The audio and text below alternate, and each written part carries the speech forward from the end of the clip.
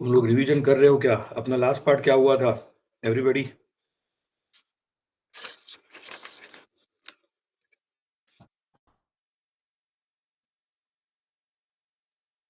Last में क्या हुआ था अपना? Good morning Hrithik, Sneha, Mansi with extra A आ गई। गुड।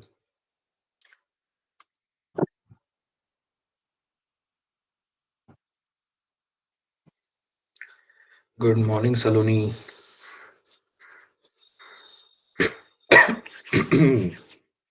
तो आई एम आस्किंग कि लास्ट टाइम क्या हुआ था अपना सम ऑफ डिजिट का प्रोग्राम कर लिया कि तुमने सच्ची में? मैं सुन रहा हूँ कि तुम लोग लैब अटेंड नहीं कर रहे हो। दो ही चीजें हो सकती है, तो सब कुछ आ रहा है प्रोग्रामिंग, इसलिए लैब की जरूरत नहीं पड़ रही है। दूसरा, उसका इम्पोर्टेंस नहीं समझा है कि लैब करने से ही तुम्हें आगे ब्रेड एंड बटर मिलने वाला है। लैब करने से ही ये सब कुछ होने वाला है। तो ये तुमको समझा है क्या? इंडस्ट्री में जाके अगर तुम प्रोग्रामिंग करना चाहते हो तो क्या करोगे? प्रैक्टिकल्स लैब्स करोगे कि नहीं? तो वहां पे अगर कोई दिक्कत है तो स्क्रीन शेयर करके, मतलब स्क्रीन शेयर करना अलाउड है वहां पे, आपके काम सारे अलाउड है वहां पे, तो वो क्यों नहीं हो रहा? जरा सा सिंसियरली करना शुरू करो लैब्स। ठीक है। सो बताओ लास्ट क्या हुआ था, मैं क्या पूछ रहा हूँ? चलो जोर से बोलो। जय माता दी। हाँ। लक्ष्मी पूजन नजदीक आ रहा है, दिवाली का। दिवाली पाड़वा पहाड़ नजदीक आ रहे हैं।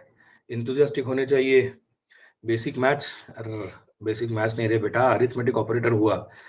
तू कुछ पढ़ाई नहीं कर रहा, तुझे ऐसा लग रहा है कि अभी और 3 साल है मेरे प्लेसमेंट के लिए, मैं बहुत आराम से करूंगा। है ना प्रणव? लाइफ का सबसे बड़ा प्रॉब्लम ये है कि सबको लगता है कि अपने पास बहुत टाइम है। मॉड एंड डिवाइड का प्रोग्राम। और रॉन्ग आंसर ऋतिक।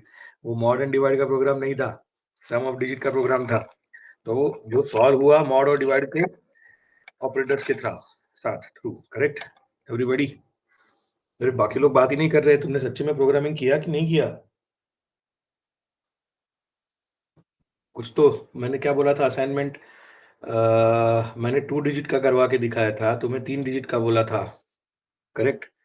तो सबसे रेगुलर लोग जो है, मानसी, दोनों मानसी, सलोनी, स्नेहा, प्रणव, ऋतिक, एक तो प्रोग्राम किया कि नहीं लैब में? नहीं किया तो नहीं तो बोलो। हम थोड़ी ना तुमको एकदम से पनिशमेंट देने वाले हैं। ऑनलाइन पनिशमेंट क्या दे सकते हैं? हैं? नहीं किया मतलब? सर टाइम नहीं मिल रहा सर, बहुत जिंदगी में जिद्दोजहद है हमारी लाइफ। आपको क्या बताए सर, मोदी जी तो सिर्फ 18 घंटे काम करते हैं, हम यहाँ 24 घंटे काम कर रहे हैं सर। हम भारत के पंतप्रधान से भी ज्यादा बिजी है सर। यू कैनॉट इमेजिन हमको कितने असाइनमेंट करने पड़ रहे हैं। ऐसा कुछ है? तो फिर सच्ची में कैसे करोगे करियर? अभी इतने बिजी हो तो कैसे 8-9 घंटे किसी कंपनी के लिए कैसे दोगे?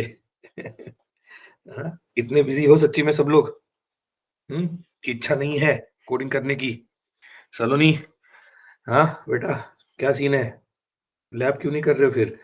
मैं वही बोल रहा था ना कि सिर्फ हमारा शेड्यूल फॉलो करोगे जो भी फर्स्ट बिट ने दिया है, तो भी बहुत कुछ अचीव होता है रे। बट तुम अगर वो भी नहीं करोगे, मतलब लोगों का ऐसा है कि उनको शेड्यूल ही नहीं मिलता। ओके। अभी तुमको शेड्यूल मिला है तो तुमने काम करना चाहिए उस पे। करेक्ट। तेजल आ गई, तेजल से कुछ अपेक्षा है मेरी। Good morning Tejal. तो तेजल, हम पूछ रहे सबको कि क्या बोलते हैं, सम ऑफ डिजिट का प्रोग्राम किया क्या? एटलीस्ट तूने किया क्या? अरे क्या बात है, चलो दिन की शुरुआत एक पॉजिटिव यस से तो हो गई। धीरे धीरे मेरे को वो गाना सुनाई दे रहा है, आंधियों से झगड़ रही है लौ मेरी। हाँ। अबे क्या बात है, अंकिता ने भी कर लिया। वाह वाह वाह। 2 आ गए, मैं बोला ना कि अभी ये लौ बड़ी बनती जाएगी, मशाल बनेगी तो अच्छा है। चलो। बट बाकी वापस सबको वही रिमाइंडर देता हूँ कि it's all about actions. IT industry इतनी फेमस क्यों हो गई है? बिकॉज़ वहाँ पे एक्शंस पे ज़्यादा फ़ोकस है। Coding is nothing but those taking actions, those decisions. Once deciding then उसके आगे मतलब इफ कंडीशन डाल के आगे ऐसा नहीं होता है ना कि चुप रहो, आगे कुछ तो एग्ज़ीक्यूशन का पॉइंट होता ही है। ओके। हाँ, बट एक प्रोग्राम करने जितना टाइम निकाल सकते हो सलोनी। तुम देखो, कितने भी लेक्चर्स रहेंगे, कुछ भी संडे होता है। ऐसे थोड़ी ना कि अभी तुम्हारा वर्क लाइफ बैलेंस चल रहा है। वो सबसे बड़ा मिथ है, इंस्टाग्राम इन्फ्लुएंसर ने फैलाया हुआ।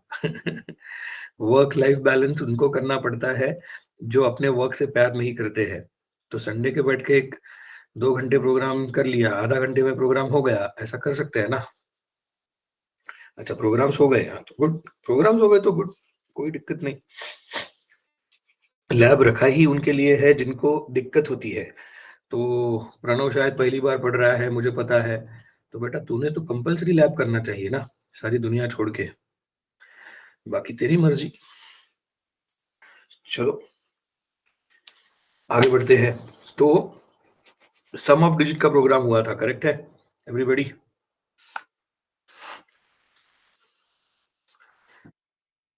फिर अब क्या करेंगे?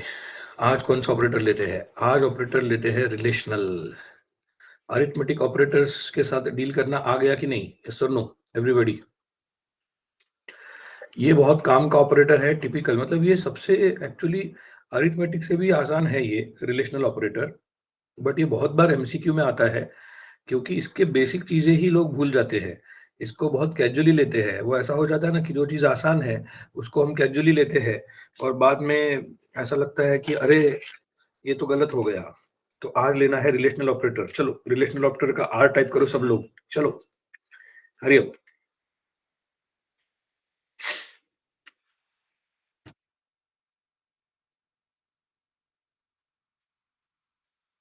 गुड। सो रिलेशनल ऑपरेटर रिटर्न्स इंटीजर, ये लाइन लिखो। याद है क्या? Every operator return something. तो वैसे relational operator returns integer. Okay,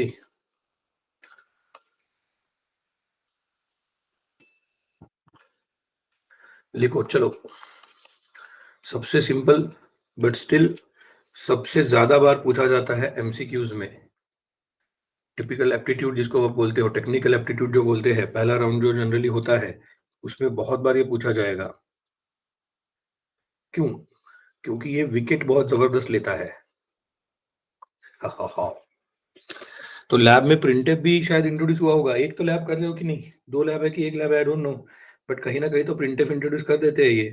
शायद शुभम प्रिंट इंट्रोड्यूस कर देता है, प्रगति कर देते हैं। हाँ, तो देखो कौन ऐसा इंस्टीट्यूट है रे जो तुम्हारे लिए एक एक लेक्चर के लिए दो दो लैब ले रहा है। ऐसा क्यों अवॉइड कर रहे हो लैब को फिर? तुमको भी बाद में बहुत समझेगा बेटा, जब इंडस्ट्री में आओगे तो। है ना, 2 घंटे के लिए लोग लाख लाख रुपए ले रहे हैं। करेक्ट।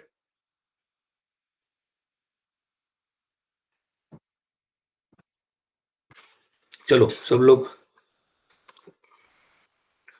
हाँ लिखा सब लोगों ने? एवरीबॉडी?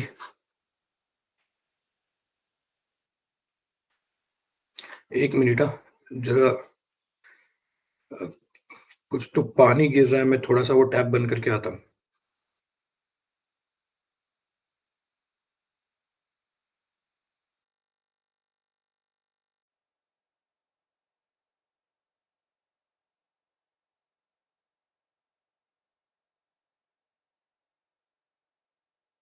हाँ, तो इंटीजर रिटर्न करता है, ठीक है।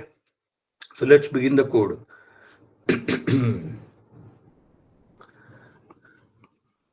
तो let's say void main। why void main से स्टार्ट करना है? Does anybody has answer? Because के आगे क्या लिखोगे, क्या बताओगे? void main से सर क्यों स्टार्ट करते हैं प्रोग्राम? एवरीबॉडी? बोलो बोलो। Because it's an entry point. Correct. Then who calls main? OS calls main. OS ने कॉल किया, मेन तो फंक्शन है। सो एवरी फंक्शन को क्या मिलता है फिर? जैसे ही ओएस ने कॉल किया तो उसको क्या मिलता है? Stack frame. क्या बात है! ज़बरदस्त आंसर आ रहे थे एंजल के। सो मेन का स्टैक फ्रेम मिला, गुड। चलो, यहाँ पे आते हैं, इंटीजर a इक्वल्स टू 10, ये क्या है? डिक्लेरेशन असाइनमेंट की initialisation. Integer b equals to 20, क्या है ये?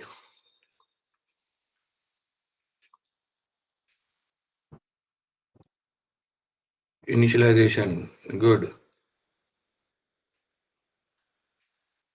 सो यहाँ पे है 10, यहाँ पे है 20। सर हमेशा 10 और 20 ही क्यों लेते हो? कुछ अलग क्यों नहीं लेते हो? मेरा एक सिंपल कहना है कि कुछ चीज़ें कांस्टेंट रखोगे, तो जो चेंज हो रहा है वो समझेगा ना।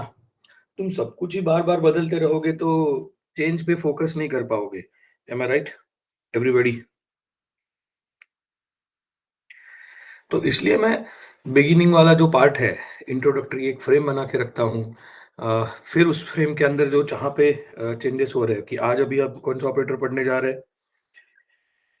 बोलो, कौन सा ऑपरेटर पढ़ने जा रहे हैं हम? आर, आर नहीं रे, रिलेशनल, करेक्ट।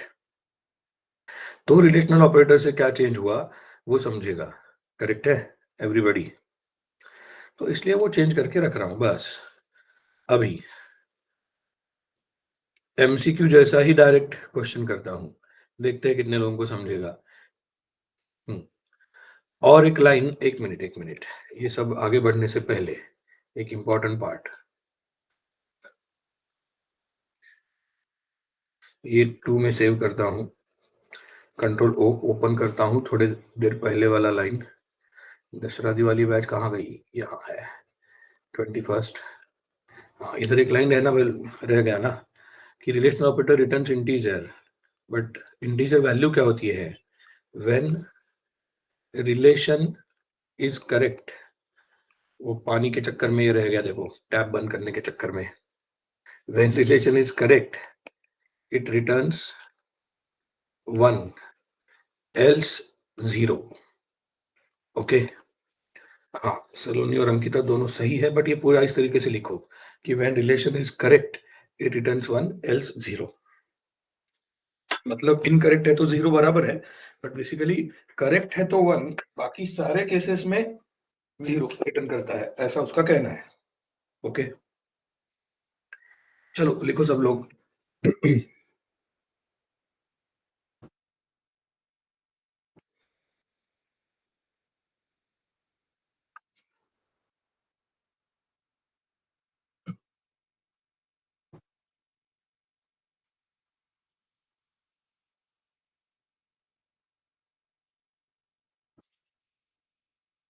अरे एक नहीं लिखा है,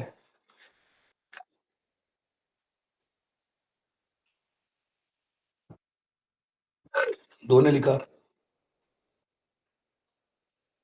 3 ने लिखा।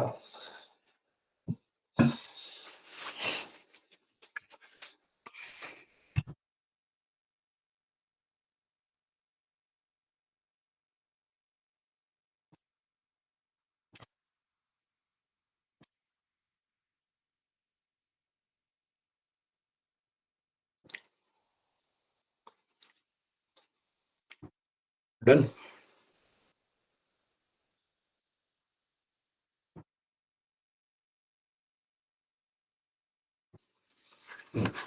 तो वापस वो फाइल ओपन करते हैं अपनी वाली, कौन सी वाली? ये वाली,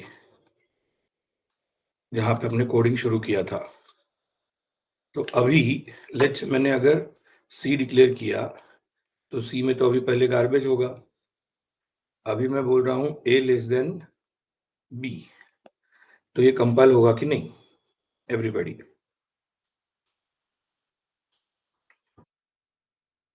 और अगर प्रिंटफ कर दिया बाद में सी को, तो आउटपुट क्या आएगा?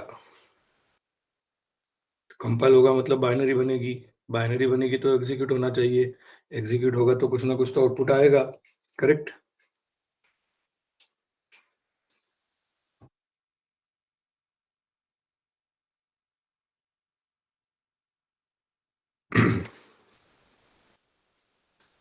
तो 1 आएगा। तो मे बी इससे पहले कुछ लोग ये काम करते तो यहाँ पे कंपाइलेशन एरर बोलते हैं, क्योंकि यहाँ पे जिंदगी भर हमने ये इफ एल्स में कहीं पे कंडीशन में ही देखा होता है, व्हाइल लूप में देखा होता है। तो इस तरीके से पहली बार पता चलता है may be, correct? So basically होगा क्या, डमी में क्या रिटर्न होगा? अगर सी नहीं भी होता, तो पहले डमी में क्या आ जाता बताओ ज़रा सब लोग?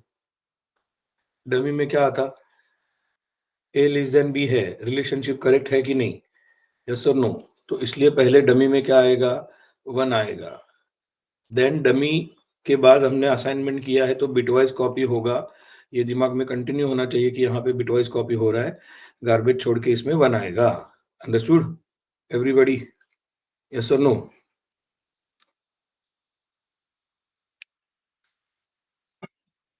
ये समझा? अभी इसको ही सेव एज़ करता हूँ और यहाँ पे 3 में मैं बोलता हूँ ये 10 की जगह पे यहाँ पे 100 है, तो ये कंपाइल होगा कि नहीं? एवरीबॉडी?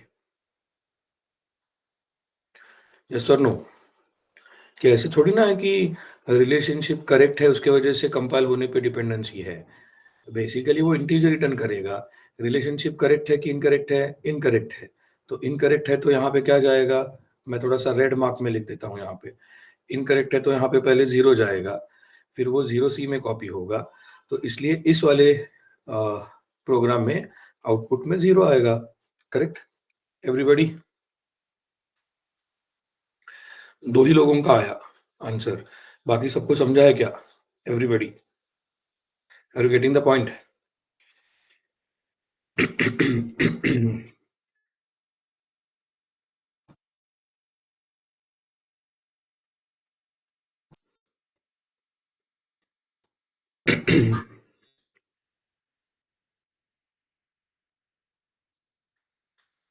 यस और नो? ये समझा है सबको? तो अभी इसको एक अलग तरीके से पढ़ाता हूँ, सब कुछ कवर करने वाला तरीका। क्या करेंगे? यहाँ पे इंटीजर a इक्वल्स टू 0 नहीं 10 और integer b equals to 20, correct है? अभी सारे ही जितने इंपॉर्टेंट ऑपरेटर है वो सारे यहाँ पे लिखता हूँ। a less than b, then a greater than b, then a less than equals to b, then a greater than equals to b, then a equals to b, then a not equals to b। और कुछ बच गया क्या इसमें? इस operator में, relational में कुछ बच गया क्या? नहीं। तो अभी इधर ऐसे राउंड करके रखते हैं, जो डमी होगा और डमी में आउटपुट क्या आएगा ऐसा पूछना है, करेक्ट? इस वाले केस में ये फंडा समझ में आया क्या? बाद में प्रिंट करने वाला तरीका तुम्हारा तुम्हारा होगा, बट आउटपुट वाला फंडा समझ में आ रहा है क्या? तो एक स्क्रीनशॉट में अपना सब कुछ हो जाएगा। कैसे लगा पब्लिक? और इसको अभी वैल्यू चेंज करके भी नीचे लिखेंगे। तो अभी वाले केस में a लेस देन b है कि नहीं? तो आउटपुट क्या आएगा? एवरीबॉडी?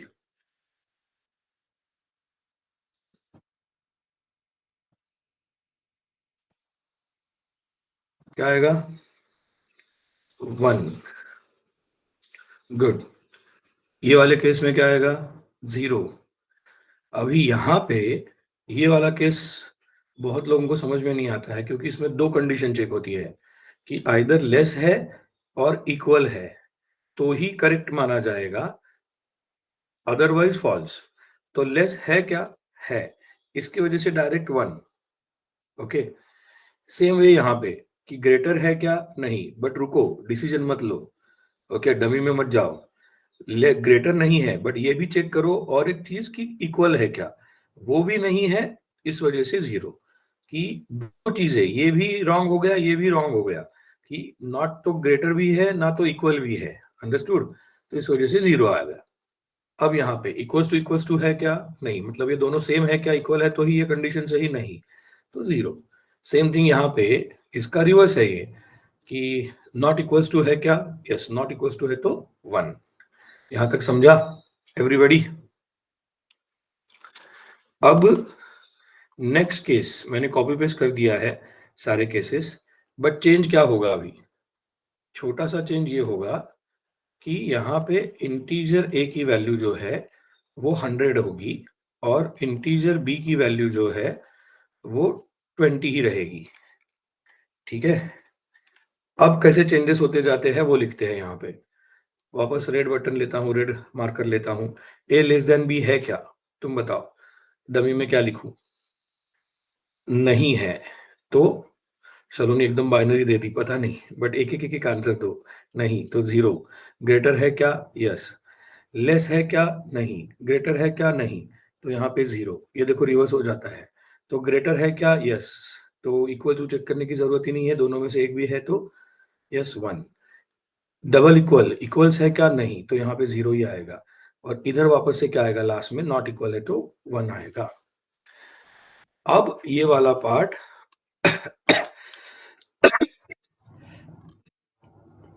और मजबूत होता जाता है। लास्ट वाला केस। लास्ट वाला केस क्या होगा? आइदर लेस होगा, आइदर ग्रेटर होगा। बट समझ में आता बेटर है जब दोनों के वैल्यू इक्वल है। एग्जैक्टली और यहाँ पे बहुत लोगों के पंगे होते हैं। 20 नहीं, यहाँ पे क्या 10 होना चाहिए वापस से। ओके। सो क्वेश्चन है कि पहले वाले केस में, क्योंकि यही कंडीशन बहुत लोगों को बाद में परेशान करता है जब प्रोग्रामिंग स्टार्ट होता है। ये सबसे आसान है एक्चुअली, बट यहाँ पे समझा तो आसान है और आगे इम्प्लीमेंटेशन बहुत आसान होता है। बट द मोमेंट कहीं पे प्राइम नंबर पे लूप में लूप एग्जिट करने का, जिसको हम कहते हैं फैक्टोरियल में कुछ ऐसा हम बोलते हैं, या डिसीजन मेकिंग में इफ एल्स में जब हम बोलते हैं, मतलब इसके साथ जब कोई कोड अटैच होता है, तब थोड़ा-सा कन्फ्यूजन होता है। क्यों कन्फ्यूजन होता है? क्योंकि इस तरीके से सोचा नहीं होता है, जिस तरीके से मैंने सामने लिखा है। तो अभी ये जो लेस दैन वाला रिलेशन ऑपरेटर है, वो इतना ही पूछेगा कि लेस है क्या? तो पहले उसका आंसर दो मुझे सब लोग। बाकी सब लोग आगे पढ़ रहे हैं, जिनको-जिनको समझा है, उनको थोड़ा-सा इग्नोर करो, क्योंकि उनको शायद पहले से पता है। बट जो पहली बार पढ़ रहे हैं वो लोग, या स्टेप वाइज़ जानना चाहते हैं, वो लोग आंसर दो कि ए लेस दैन बी है क्या? यस और नो, इतना ही आंसर दो। नो। तो यहाँ पे ये मत कहो कि इक्वल है ना सर, फिर ऐसा है, अरे वो लेस है क्या? नहीं। तो जैसे ही वो नो आंसर आता है, वहाँ पे 0 जाना चाहिए। अंडरस्टूड? सेम थिंग, ग्रेटर है क्या? नो, तो 0।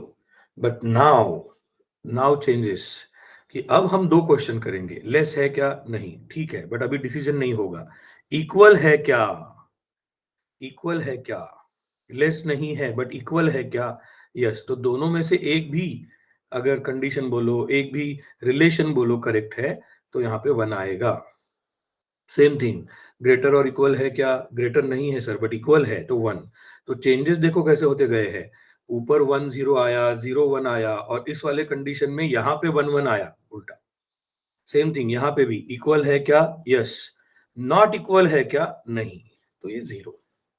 अंडरस्टूड? तो ये अगर स्क्रीनशॉट भी आपको समझ में आ गया, एक स्क्रीन में मैंने बोला ना, तो रिलेशनल ऑपरेटर कभी आपको परेशान नहीं करेंगे, क्योंकि ये 3 केसेस छोड़ के दूसरा केस होगा ही नहीं।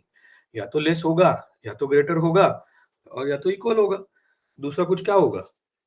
करेक्ट है? तो वो सारे तो कवर हो गए। फिर उसके बाद क्या होगा? ये 3 कॉम्बिनेशन छोड़ के तुम्हारे रिलेशनल ऑपरेटर पे डिपेंड करेगा अभी ये।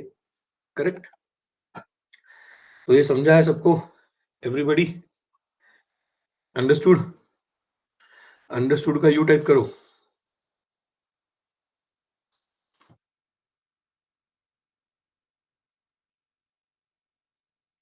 अभी रिलेशनल ऑपरेटर के बाद आता है कौन सा? Logical operator. बट इसके लिए हमें काम करना पड़ेगा। ये इतना आसान नहीं है। आसान नहीं है, देखा जाए तो बहुत आसान है। बट अगर हमें लॉजिकल टेबल आता है, ट्रुथ टेबल आता है तो ओके। बट पहले ये लाइन तो लिखो। Logical operator returns integer. Logical operator returns integer.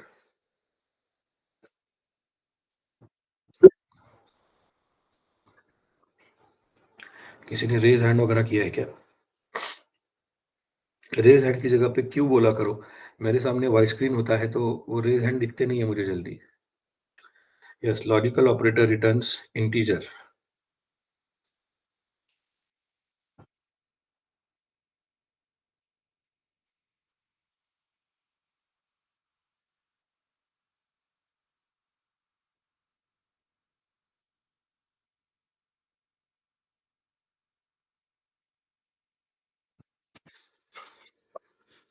which depends on which depends on truth table, logical table of and or.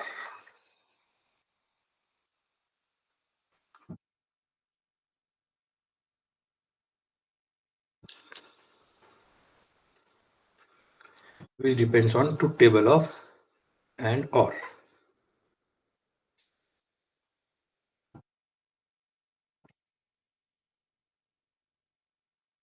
अब उसके आगे वो टेबल यहाँ पे बनाते हैं।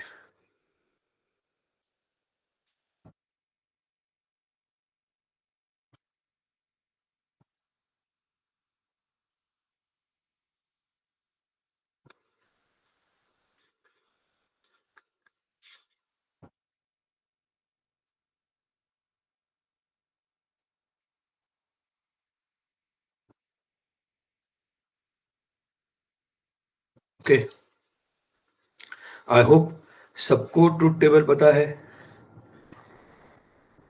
कहीं ना कहीं तो इवन आपके 9th स्टैंडर्ड में या कॉलेज में कहीं ना कहीं मैथ्स में होगा ही, बट फिर भी नहीं है तो ये बता देता हूँ कि एंड वाला टेबल और इसको कहते हैं और वाला टेबल। तो एंड वाले टेबल को बोला जाता है एंड एम्परसेंड एम्परसेंड, एंड और वाले को पाइप दिया जाता है। तो जरा पाइप वाला, अच्छा लैब में भी लिया है, ये लैब में लिया है कल परसों शुभम ने, हो गया ये, चलो अच्छी बात है, रिवाइज हो रहा है। तो ये आगे जा रहे हैं क्या मेरे से? चलो, और वाला जरा सिंबल कहाँ पे है देखो, और मुझे जरा कमेंट बॉक्स में टाइप करके भेजो और कहाँ पे है। कि बहुत सारे लोग मोबाइल से बैठे हैं तो उनको वो समझेगा ही नहीं, जो कीबोर्ड पे है लैपटॉप पे है वो जल्दी से भेज पाएंगे और वाला सिंबल। मैं भेजू क्या? तो इधर पकड़े जाते हैं।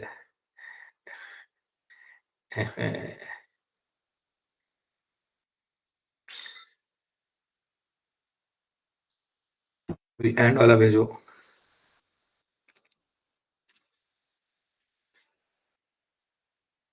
ये जल्दी आता है। ठीक है, अभी हाँ, तो इसमें क्या सीन है कि ट्रू ट्रू है तो ही ट्रू होगा, बाकी सारी कॉम्बिनेशंस में ट्रू फॉल्स है, फॉल्स ट्रू है, फॉल्स फॉल्स है, तो ये फॉल्स ही होगा। यस और नो एवरीबॉडी? सेम और वाले केस में कॉम्बिनेशन रिपीट करते हैं कि ट्रू ट्रू है, देन ट्रू और फॉल्स है, देन फॉल्स और ट्रू है, देन फॉल्स और फॉल्स है। बट सीन क्या है कि यहाँ पे उल्टा है, फॉल्स दोनों है तो ही फॉल्स है, बाकी एक भी ट्रू आया दोनों में से तो ट्रू है। ओके एवरीबॉडी, ये समझा? तो हमने लाइन क्या लिखी है देखो, अगर मैं पेपर पे ये सब कुछ लिख रहा हूँ, जैसे मैं सामने नोट्स बना रहा हूँ ऐसे, logical operator returns integer which depends on truth table of and और। अभी सामने ये ट्रुथ टेबल लिखा हमने, correct everybody?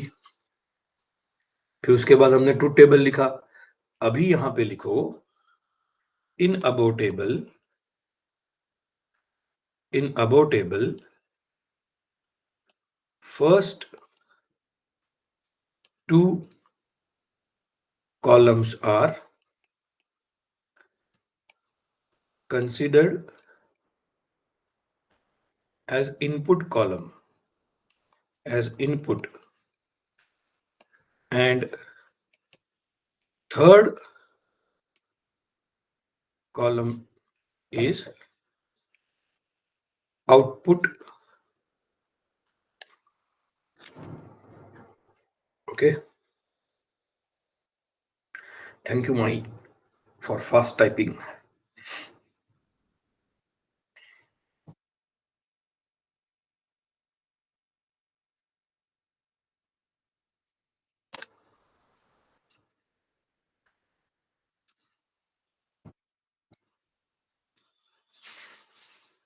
In above table, first two columns are considered as input column and third column is output. Okay. Hurry up, hurry up. देखो सब लोग.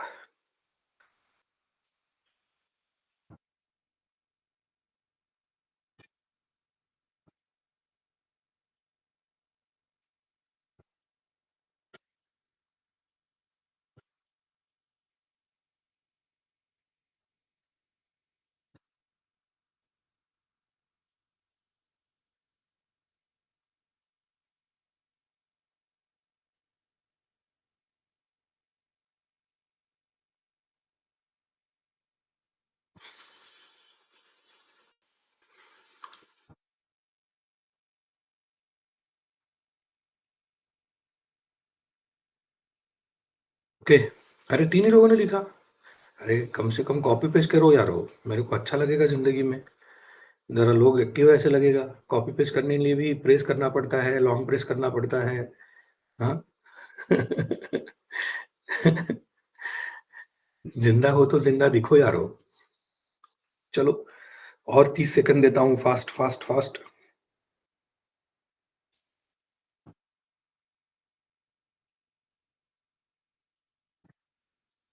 और तुम जिस ग्रुप पे हो मे बी वहाँ पे you can ask for these notes. तो मैं वो सारे ग्रुप में ये नोट्स भेज देता हूँ. मोस्टली मैं फ्री ग्रुप में नहीं हूँ, तो मैं पेड ग्रुप वालों को वो सेंड कर देता हूँ. तुम्हें चाहिए तो बाद में तुम फ्री ग्रुप में सेंड कर सकते हो. बस जस्ट नोट सेंड करने के लिए मैं फ्री ग्रुप में अटैच नहीं होऊंगा. हाँ, पेड ग्रुप में मैं हूँ शायद, तो मैं उधर भेज दूंगा ये. ठीक है, सारे ही पेड ग्रुप्स में. चलो. So in above table, first two columns are considered as input and third column is output. In और for ऐसे लिखते हैं. For input column, any non-zero number is true and zero is false. तो बहुत लोग directly 1 0 ऐसे बोलते हैं यहाँ पे. बहुत गलत तरीका है वो बोलने का इनपुट्स के लिए, और बाद में इसलिए उनके एमसीक्यू बिगड़ जाते हैं. तो मैं जैसे लिख के दे रहा हूँ वही लिखो. For input column, any non-zero number is true and zero is false. Okay.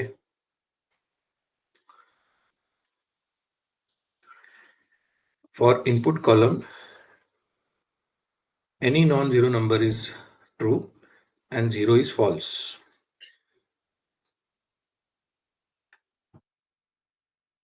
Okay.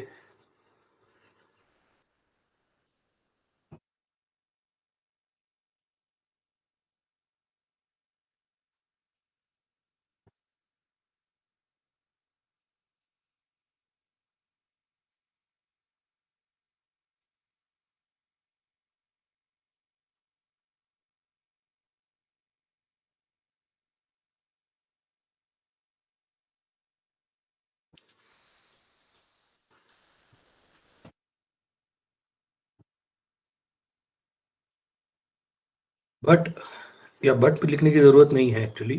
For output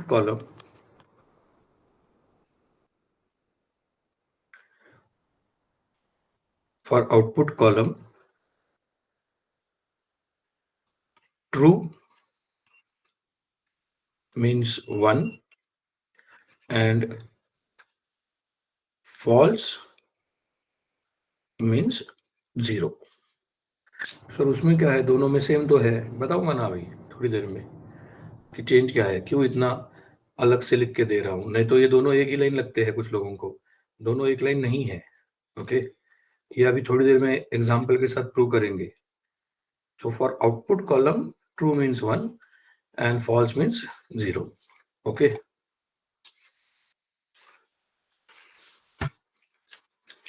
मैं वापस, अभी कुछ लोग लेट ज्वाइन हुए तो सबको बता देता हूँ. Please please join labs. आपका ब्रेड बटर कह सकते हैं, आपका एक्चुअल काम जब भी आगे आएगा वो लैब पे डिपेंड करता है, काइंड ऑफ एग्ज़ीक्यूशन पे डिपेंड करता है, काइंड ऑफ प्रोग्रामिंग में डिपेंड करता है। तो जो भी असाइनमेंट वाले प्रोग्राम हैं, जिस किसी ने नहीं किए होंगे तो वो लैब में करवा के लो। लैब में खुद जितने भी अपने प्रॉब्लम्स है वो डिस्कस करो। वहाँ पे स्क्रीन शेयरिंग का मौका मिलता है, तो छोटे से छोटी एरर भी होगी तो वहाँ पे सॉल्व हो जाती है। कभी-कभी बिगिनिंग में सेमीकोलन की एरर होती है। मैंने जैसे कहा कि अपना एक्सटेंशन डॉट सीपीपी रहता है और हमको लगता है कि अरे हेडर फाइल्स ऐड करने के बाद ही कंपाइल हो रहा है देखो। तो ऐसे बहुत सारे सिली मिस्टेक्स होते हैं। जो कि टाइम पे अगर रिकवर हो गए लैब में, तो तुम्हारा कॉन्फिडेंस बूस्ट होता है। नहीं तो वो उल्टा होता है कि अरे नहीं यार प्रोग्रामिंग बहुत बकवास है, इस मोड पे चले जाते हो। तो जल्दी से जल्दी लैब्स अटेंड करना शुरू करो और प्रॉब्लम सॉल्विंग शुरू करो, असाइनमेंट्स शुरू करो। ओके? चलो हाँ, तो अब इसका मतलब क्या? ऑब्वियसली ये जो 2 कॉलम्स है, उस पे डिपेंड करता है मतलब क्या? तो मुझे बताओ 10 क्या है? 0 है कि नॉन ज़ीरो है?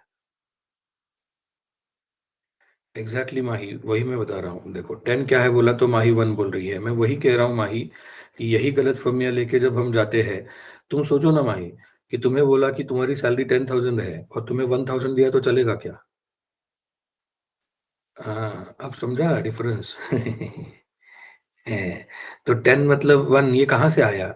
वो हमें कहीं तो गधे जैसा बोला है कि सारे ट्रू मतलब 1 या 1 मतलब ही ट्रू। मतलब ही ट्रू कैसे? 10 मतलब भी ट्रू है, 5 मतलब भी ट्रू है, 15 मतलब भी ट्रू है, 17 मतलब भी है, -10 मतलब भी ट्रू है। 10 कंसीडर्ड एज़ 1 नहीं, रॉन्ग है ना, 10 कंसीडर्ड एज़ अ ट्रू ये लाइन सही है माही। तो वो मत गलत करो, मैं वही बोल रहा हूँ कंसीडर्ड एज़ अ 1 है, तो सैलरी में चलेगा कैसे? ये कंसीडरेशन ही फिर आगे जाके प्रॉब्लम देते हैं। That is exactly what I am saying. इसलिए मैंने सैलरी का एग्ज़ाम्पल लिया कि 10 कंसीडर्ड एज़ अ 1 क्यों? भाई 10 इज़ 10 बेसिकली 10 इज़ नॉन-ज़ीरो ये समझो, अपने प्रोग्रामिंग कॉन्टेक्स्ट में। बाकी जैसे किसी ने कहा कि उनको वो एंड गेट, ऑर गेट वगैरह सिखाया जाता है इलेक्ट्रिक वाली लैब में, तो उधर शायद हो सकता है क्योंकि ऑप्शन नहीं है दूसरा, कंसिडरेशन के अलावा या असम्पशन के अलावा। यहाँ पे असम्पशन है ही नहीं, ठीक है?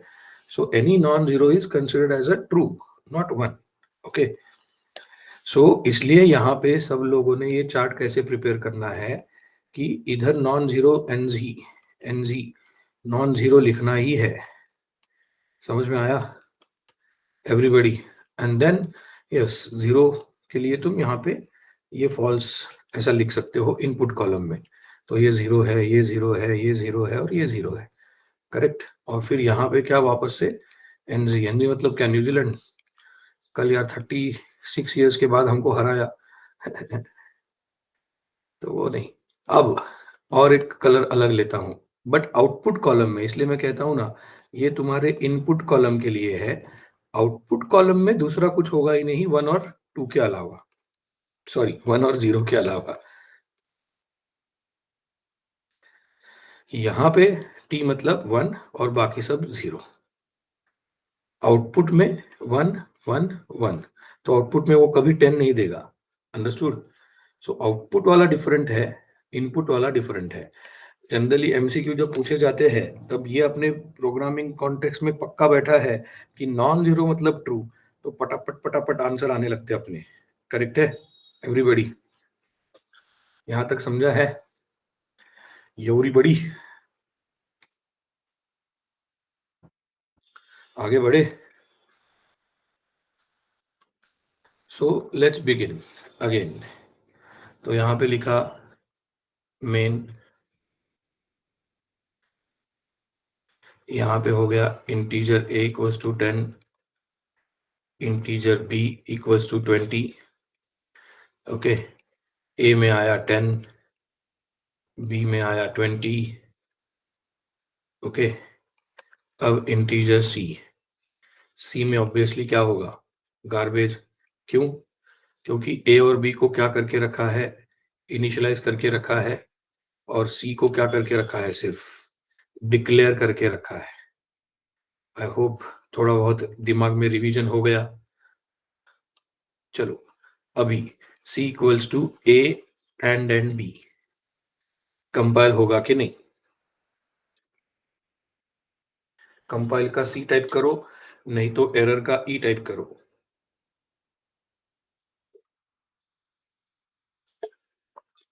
तो अगेन, जब मैंने पहली बार ये देखा था, मुझे इस तरीके से जैसे मैंने आपको पढ़ाया है, ये नहीं पढ़ाया था।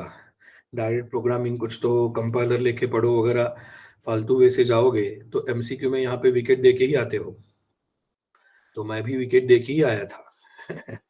यहाँ पे रॉन्ग या कंपाइलेशन एरर बोल के आया था कुछ तो। तो ये समझा, ये कंपाइल होता है बिकॉज़, अभी बिकॉज़ का आंसर क्या दोगे लेकिन इंटरव्यू में? Because sir logical operator returns integer. तो अभी इसका पेपर वर्क क्या होगा? मैं जानबूझ के उसको इधर लिया हूँ कि इसका पेपर वर्क ये है कि ए मतलब क्या है 10 है, बी मतलब क्या है 20 है। तो ये नॉन जीरो इसके वजह से ट्रू है। सो ट्रू एंड ट्रू क्या रिटर्न करता है सर? ये रिटर्न करता है ट्रू। अब ट्रू मतलब आउटपुट में ट्रू, मतलब डमी में आएगा 1। सो यहाँ पे डमी में 1 आएगा, फिर वो यहाँ पे जाएगा सी में, जब बिटवाइज कॉपी होके तो यहाँ पे 1 आएगा। तो किसी ने सी को प्रिंट किया तो आउटपुट 1 आएगा। Understood everybody? तो ये जर्नी भी समझ में आना चाहिए अपने को। तो मैं जैसे कह रहा हूँ कि अभी छोटे बच्चे हो, टोडलर हो, तो पेपर वर्क करो। धीरे धीरे ये वाला पेपर वर्क थुम करके अपने दिमाग में फास्ट हो जाता है, जो 3-4 स्टेप तुम कर रहे हो। ऑब्वियसली, जैसे मैं कहा कि 10+5 के लिए भी पहले कभी तो बहुत स्लो काम करना पड़ा होगा। 10/2 के लिए भी स्लो काम करना पड़ा होगा। अभी कैसे कर लेते हो? फास्ट कर लेते हैं हम वो, ठीक है? तो ये थोड़ा-सा पेपर वर्क किया करो दिमाग में, तो समझेगा। ये समझा एवरीबॉडी? अभी छोटा-सा चेंज करता हूँ। क्या चेंज है? इसको सेव करते हैं, सेव एज़, और यहाँ पे इसको 0 कर देता हूँ। अभी तुम देखो क्या होगा, कि आउटपुट सी में क्या आएगा, तुम बताओ।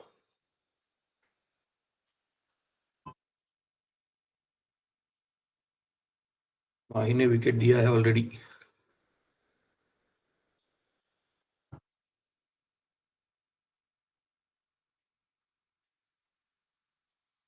गड़बड़ करने का नहीं। तो यहाँ पे बेसिकली ट्रू की जगह पे क्या आएगा? फॉल्स। तो फॉल्स एंड ट्रू क्या होता है? कोई भी फॉल्स है एंड वाले केस में तो फॉल्स। इसलिए अपने को बेसिकली मैंने कहा था कि ये इतना आसान नहीं है, कुछ काम करना पड़ेगा। ट्रुथ टेबल क्या होने चाहिए ये आने के लिए, ये एमसीक्यू वाला पार्ट एकदम 100% सही आने के लिए ट्रुथ टेबल बाय हार्ट होना चाहिए। समझे क्या एवरीबॉडी? नहीं तो एक और टिप है, जब एप्टीट्यूड एग्जाम इसका होता है, पहले जाके ट्रुथ टेबल पीछे बना के रखने का। 3-4 क्वेश्चन अगर इस पे आ गए तो तुम्हारी तो बल्ले-बल्ले हो जाएगी। Correct everybody? समझे?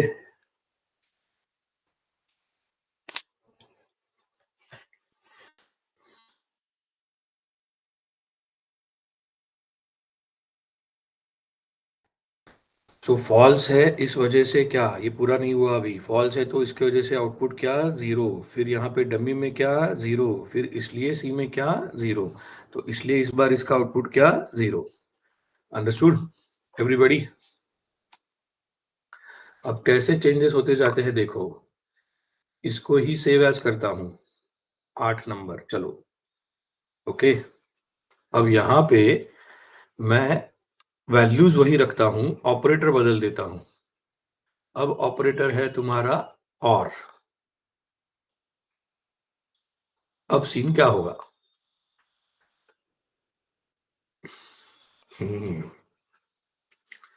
Got it? कुछ समझ में आ रहा है?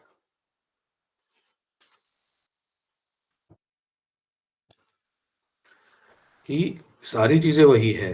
ये 0 है, इधर पेपर वर्क करते हैं, और 20, तो 0 मतलब फॉल्स, फॉल्स और ट्रू। बट इस वाले केस में हम क्या रिटर्न करते हैं? आउटपुट में क्या जाता है सर? ट्रू जाता है। सो ट्रू गया मतलब 1।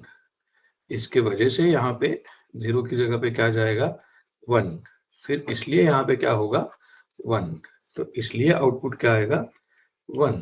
ऑब्वियसली अगेन इसके लिए एकदम क्विक क्या पता होना चाहिए, क्विकली क्या पता होना चाहिए, ट्रुथ टेबल पता होने चाहिए, करेक्ट। कि और वाले केस में एक भी ट्रू है दोनों में से तो ट्रू ही आता है, एटलीस्ट ये रूल पता होना चाहिए, तो ट्रुथ टेबल भी जल्दी समझ में आता है।